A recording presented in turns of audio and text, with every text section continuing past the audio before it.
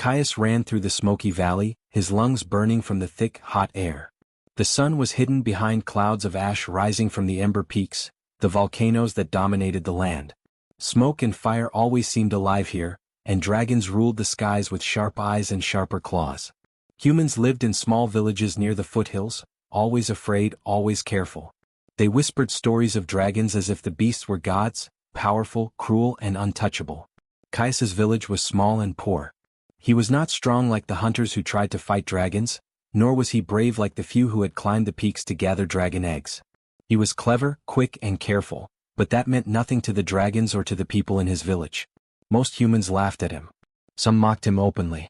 Others pretended to ignore him.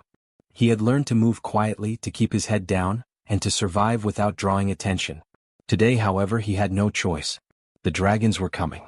He could see them in the distance, huge wings slicing through the gray sky, scales glinting in the dim light.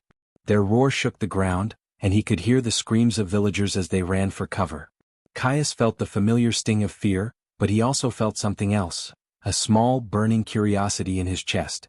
He watched the dragons closely, studying them as they swooped closer. "Look at him," one dragon's voice boomed in the air, though humans could not hear it. Caius imagined it anyway. The dragons always seemed to know when he was nearby. A little human thinking he can survive. The other villagers were already hiding behind walls, behind carts, and inside their huts. Some were crying. Some were praying. Caius stayed where he was, clutching his worn backpack. He had a small knife, a few flints, and some scraps of metal he had collected for his experiments. Nothing powerful, nothing that could hurt a dragon, but enough to try something clever if he had to. A dragon landed near the village square. Its claws sank into the ground, cracking the stones. Smoke poured from its nostrils and its golden eyes fixed on Caius. The human was tiny, insignificant. That was exactly what the dragon wanted. The villagers froze, staring at Caius as if he had suddenly grown bold and foolish at the same time. "You little human," the dragon roared, its voice shaking the walls of the houses. "Do you think you can stop me?" Caius swallowed hard. He did not answer. He did not move. He only studied the dragon, noting the way its wings flexed, the way its tail swung behind it, the way its gaze seemed to measure every step he could take. He was scared, yes, but he also felt something strange. A small thrill, the kind that came when he solved a puzzle or built a small machine that worked perfectly. He could not fight a dragon with strength, but maybe there was a way to survive with his mind. The dragon laughed, a terrible echoing sound that seemed to shake the rocks. The humans are always the same. Weak, small, clever only in tricks that do nothing. I will show them what it means to live under dragon fire. It opened its massive jaws, revealing rows of sharp teeth. A stream of smoke and sparks escaped as if it were testing its own power. The villagers screamed and ran, but Caius stayed. He knew running would do nothing. If the dragon wanted to crush him, it could. But maybe, just maybe, if he watched carefully, he could see a weakness. Another dragon joined. This one circled above, wings wide and powerful. Its scales were dark red, glowing faintly like embers in the heat of the volcanoes. It spoke in a low, mocking tone that humans could not understand. "Even the clever ones are useless here. Watch how easily he trembles." Caius felt their eyes on him, their laughter in the air. He felt small. He felt weak. But he also felt his mind working. He moved slowly, quietly, stepping over a crack in the stone. He noticed a loose rock near the dragon's claw. Small, ordinary, but if thrown in the right way, it could distract it. The first dragon noticed him moving. It growled, smoke curling from its nostrils. "What are you doing, human? Are you trying to die?" Caius did not answer. He picked up the rock, feeling its weight in his hand. Then he threw it, not at the dragon but toward a small metal cart beside him. The cart tipped over, clattering loudly against the stone ground. The dragon hissed, surprised. Its massive head turned, just enough for Caius to slip behind a wall. The villagers peeked out. Some whispered his name in disbelief. He is still alive?" The dragons laughed louder, more cruelly. Caius could hear it in the trembling ground. But inside him, something burned, a small, determined fire. He could feel it even as fear gripped him. He could survive. Not by strength, not by wings or claws, but by thinking, by watching, by understanding. The dragons would laugh. They always did. But Caius had a spark. One day they would see it. One day their laughter would end. For now he survived. And that was the beginning. Caius woke before sunrise the next day, his body sore from hiding and running yesterday. The smoke from the ember peaks still hung in the sky, and the smell of burned wood and ash filled the valley. Most humans were still frightened, whispering about the dragons as if they were monsters beyond imagination. Caius, however, felt a strange pull, a curiosity he could not explain. He needed to understand the dragons, not just fear them. He left the village quietly, walking toward the base of the volcanoes. Lava flowed in small streams, glowing red in the dim light. The rocks were hot beneath his feet, but he did not care. Somewhere among the black stones and molten rivers, he felt there was something waiting for him. He did not know what it was. Perhaps a weapon, perhaps a secret long forgotten by humans. Hours passed as he climbed higher, the air thick with ash. The heat was unbearable, but Caius pressed on, careful with each step. Then he saw it, a small cave hidden behind a wall of jagged rocks. Smoke rose gently from its opening, and a faint golden light shimmered inside. His heart pounded. Something powerful was in there, he was sure of it. Inside, the cave was warm and glowing. At first, Caius saw only rocks and melted metal, twisted into strange shapes by heat. Then he noticed it, a dragon-shaped amulet lying on a pedestal of black stone. It was small, but it shone with an inner fire that seemed alive. The eyes of the dragon on the amulet glowed faintly as if watching him. Caius reached out slowly, his hand trembling. The moment his fingers touched the amulet, a strange sensation ran through his body. Heat flowed into him, not burning but alive, like a pulse of energy. Flames flickered at his fingertips, small and controlled. He jumped back, eyes wide in shock. The amulet had given him something impossible. He could control fire. Not like the dragons, wild and destructive, but in a way that responded to his thoughts. Flames danced, bending toward him as if listening to his mind. He waved his hand and the fire followed. He dropped a small rock into a stream of molten lava, and it moved around him, guided by the invisible flow of energy. Caius laughed, a sound of joy and disbelief. He had discovered something no human had seen in generations. He was no longer just a weak, small human. He had power, but it was clever, careful, and controlled. It was the kind of power that required intelligence, not brute strength. For hours he practiced in the cave. Flames jumped from stone to stone, swirling around him. He learned to bend them, twist them, even shape them into small serpents that moved as he willed. The heat did not harm him. Instead, it responded to his mind. Caius felt alive in a way he had never felt before. He had finally found something that made him more than just a small, laughed-at human. But he also realized danger. If the dragons discovered him, they would not understand this power. They would see him as a threat and attack. He had to be careful. He had to practice in secret until he could control it perfectly. The villagers could not know. They would not believe him. And if he failed, he could die. As he experimented, he noticed something else. The flames were not only tools, they were alive in some way. They seemed to react to emotion. When he felt fear, they flickered weakly. When he felt courage, they roared brightly. It was as if the amulet had chosen him, sensing his determination, his cleverness, and his will to survive. By midday, Caius was exhausted but exhilarated. He knew he had discovered something that could change everything. The dragons had laughed at him, mocked him, and assumed humans were powerless. They did not know that one small human could now command fire as if he were a dragon himself. He left the cave carefully, hiding the amulet in his bag. Lava and ash surrounded him, but he felt no fear, only a growing confidence. He returned to the village as the sun set, careful to avoid the dragons' patrols. Villagers were frightened, whispering about the day's events, but Caius smiled quietly. He did not tell them anything. They could not understand yet. That night he sat outside his small hut, the amulet under his shirt, feeling the warmth and power inside him. Flames danced silently at his fingertips, and he practiced in secret, imagining strategies, ways to protect the village, ways to challenge the dragons.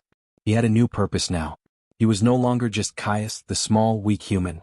He was Caius, the human who could wield fire like a dragon. And one day the dragons would learn that mocking humans was a mistake. One day their laughter would end.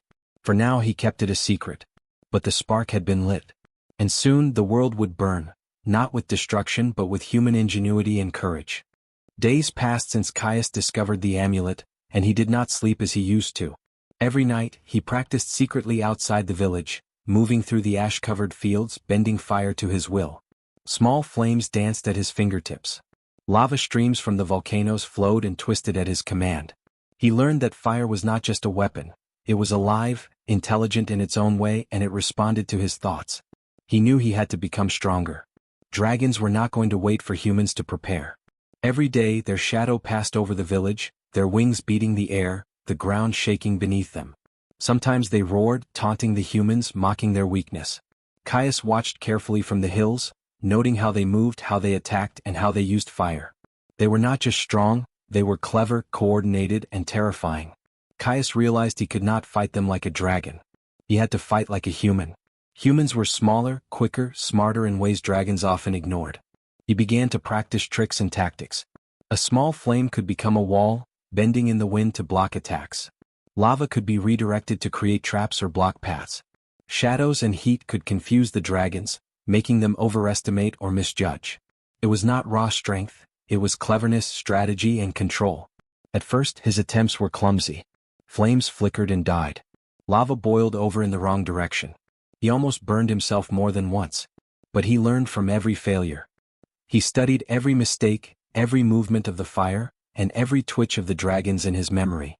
Slowly he became more precise. The fire obeyed him as he thought of it. When he imagined it moving like a living creature, it did. When he imagined it protecting him, it shielded him. One evening, a small dragon swooped down near the village. It was young, smaller than the others, but fierce and sharp-eyed. It landed on a hill, roaring in challenge. Caius had been waiting for this. He gripped the amulet and focused, feeling the fire inside him surge.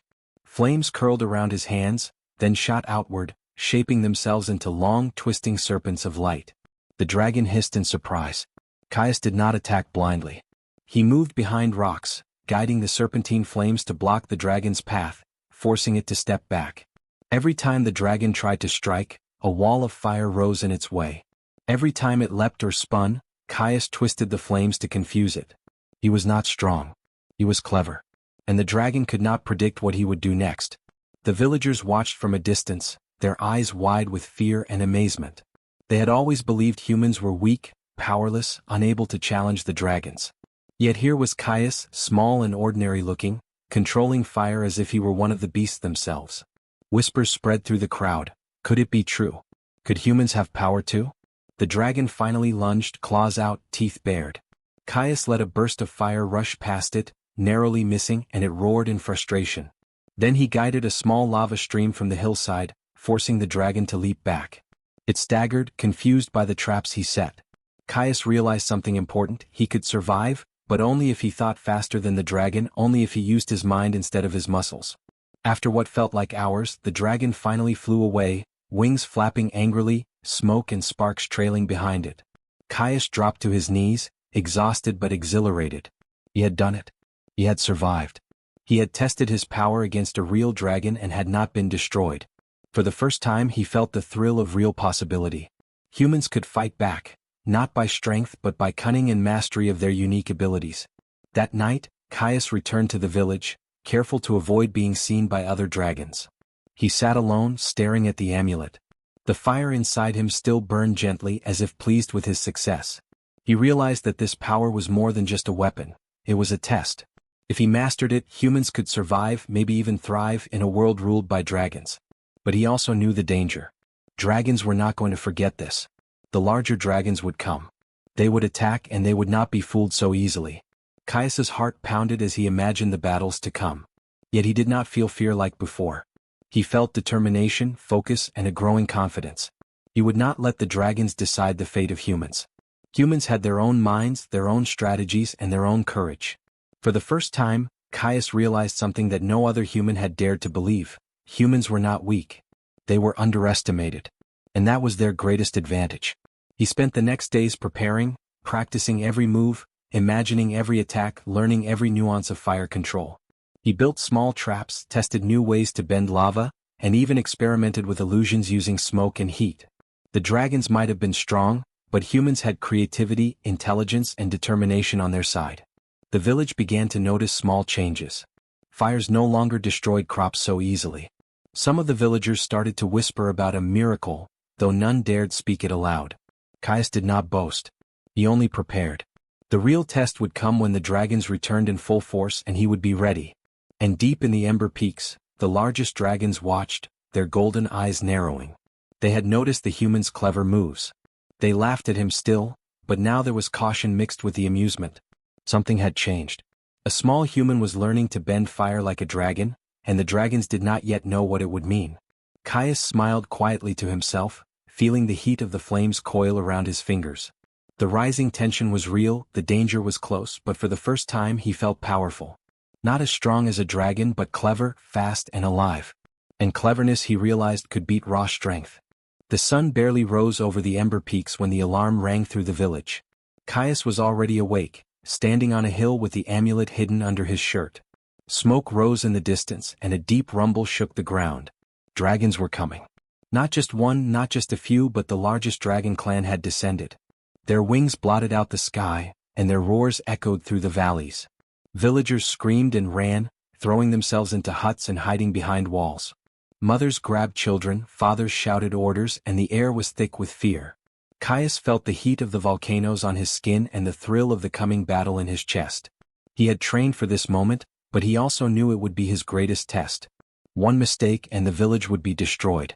The first dragon landed near the center of the village, massive claws cracking stone, wings stretching wide. Its golden eyes scanned the humans, hungry for fear. Smoke poured from its nostrils as it roared, a sound that shook everyone to their bones. Other dragons circled above, waiting, taunting, their scales glinting in the morning light. Caius gripped the amulet and focused. Flames danced at his fingertips, rising higher and higher, coiling like serpents. Lava from nearby streams hissed as he redirected it to flow along narrow paths, forming natural barriers. Rocks and ash swirled around him, guided by the fire he controlled. He was small, yes, but clever, and cleverness was a weapon dragons had never respected. The first dragon lunged. Caius did not panic. He waved his hand and a wall of fire sprang up, bending in the air to meet the attack. The dragon's claws slammed into it, sparks flying, but it could not break through. Flames twisted and surged around its massive limbs, confusing its balance. The dragon roared in frustration and backed away. Caius moved quickly, using the terrain to his advantage. Lava streams were guided like rivers of molten metal, trapping dragons in narrow passages. Fire serpents curled and darted, keeping the dragon's attention divided. One dragon leapt to strike, but Caius twisted a column of flame, and the beast stumbled, hissing and retreating. Every move was precise, every tactic thought through. Humans did not have the raw power of dragons, but they had ingenuity, and Caius was using it brilliantly. The villagers watched in awe, fear mixed with hope. Some whispered to each other, eyes wide.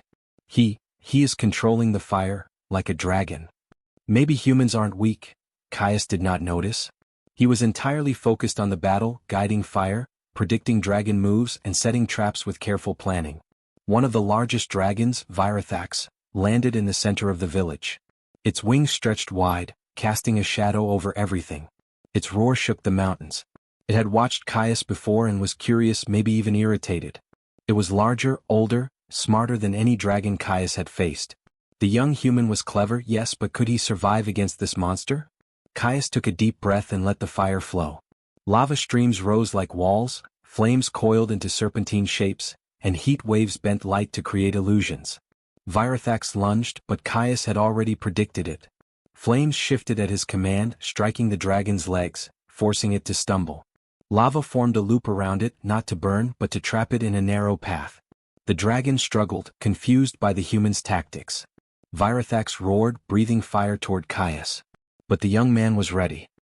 He raised a shield of fire, bending the flames in a way that reflected and redirected the heat away from himself. Sparks flew, ash swirled, and the dragon was forced to step back. Every strike Caius made was precise, every movement a combination of cleverness and control. The battle raged for what felt like hours. Caius was exhausted, his body burning from the heat, but he did not stop. He was human, yes, small, fragile, but humans could think, plan, and adapt. While dragons relied on strength and instinct, Caius relied on intelligence and skill. Finally, Virathax faltered. The clever traps, illusions, and redirected lava had forced the dragon to retreat. It looked at Caius with something new in its eyes, respect, maybe even fear. The other dragons followed, circling and retreating into the mountains. Their laughter was gone. For the first time they had been outsmarted by a human. The villagers rushed out, cheering, clapping, and crying. Caius dropped to his knees, exhausted but triumphant. Flames flickered softly around him, as if the amulet itself celebrated the victory. He had survived, and more than that, he had protected his people. That night, Caius walked through the village, looking at the faces of those who had laughed at him or ignored him before. They no longer saw a small, weak human. They saw courage, intelligence, and determination. They saw a human who could control fire like a dragon. Caius knew this was only the beginning. Dragons were still powerful and many would return. But humans had learned something important today: they were not weak. They were underestimated, and underestimation could be their greatest weapon. And deep in the Ember Peaks, the dragons watched silently. They had laughed at humans for centuries. Today that laughter ended. Caius held the amulet close, feeling the warmth of the flames coil around his hands. He smiled.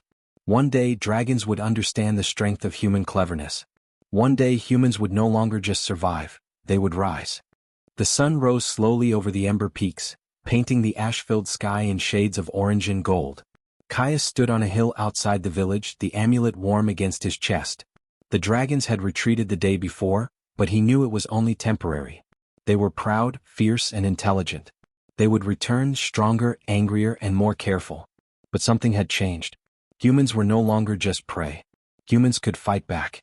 The villagers gathered around him, their eyes wide with awe. Mothers held children close. Men who had once laughed at Caius now stared in respect. He did it," whispered one villager. "He controlled fire, like a dragon." Others nodded silently, understanding for the first time that strength was not only measured by size or claws, but by courage, intelligence, and determination. Caius felt the weight of responsibility settle on his shoulders. He had discovered power beyond what humans had ever known, and it was not enough to protect himself alone. He had to teach, guide, and inspire.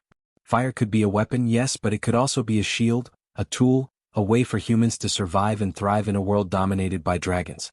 He walked through the village slowly, speaking to the elders, the hunters, even the children. "We are not weak," he said quietly but firmly. "We may be smaller than dragons. We may not have their strength or wings, but we have minds that can think, hands that can create, and courage that can never be taken. Fire listens to us if we are clever. Lava bends to our will if we are smart. The dragons underestimate us. That is their mistake." The villagers listened, hope stirring in their hearts. For centuries, humans had lived in fear, thinking that dragons were untouchable gods of fire and death. Now they saw that the impossible was possible. They could fight back, not by trying to match dragons in strength, but by using their own unique gifts: intelligence, courage, and strategy. Caius spent the next days teaching a few trusted humans how to control small flames with the amulet's guidance. They practiced in secret, learning to shape fire into shields, traps, and even simple illusions. It was not easy, the dragon's power was immense. But humans were clever, and cleverness, Caius knew, could win battles that brute strength could not. Meanwhile, high above the mountains, the dragons watched. Virathax had returned to the peaks with the largest dragons in the clan. Their golden eyes glimmered with both caution and curiosity. A human had outsmarted them, used fire to control their movements, and survived. That was unprecedented. They had always mocked humans, laughed at their weakness, and hunted them like insects. Now the laughter was gone, replaced with wary silence. Something had shifted in the balance of power. One evening, as Caius practiced guiding a small stream of lava to curve through the rocks, a young dragon descended slowly from the sky. It circled him, wings spread, but did not attack. Its golden eyes studied him carefully. Caius did not fear it. Instead, he extended a hand, letting a small flame curl gently around it. The dragon hissed softly, surprised, but did not strike. It seemed to understand, in its own way, that humans were no longer simply weak prey. Caius smiled quietly. He realized that power was more than strength or destruction. It was influence, intelligence, and respect. Dragons had dominated the skies for centuries because they were strong. Humans had survived because they were clever. Now humans could combine cleverness with power. That combination was unstoppable. Word spread through the villages. Humans began to experiment cautiously with fire, learning to protect their homes, redirect lava flows, and create small defensive traps. Dragons still roamed the skies, still threatened the villages, but humans were no longer helpless. They had a spark, a growing mastery of a force once thought impossible. For Caius, the transformation was personal as well. He was no longer the small, laughed-at human who had hidden in the shadows. He was a leader, a teacher, a protector. He had seen what humans could do when underestimated, and he knew their true potential. Intelligence, courage, and strategy, these were more powerful than claws, wings, or raw fire. And then, one quiet night, Caius looked at the amulet, feeling the warmth of the flames coil around his fingers. The relic pulsed faintly, almost as if it were alive. He realized that the amulet had not just given him power, it had chosen a human worthy of it. One who would prove that humans were not weak. One who would change the future. High above, in the peaks of Ember, Virathax and the other dragons watched silently.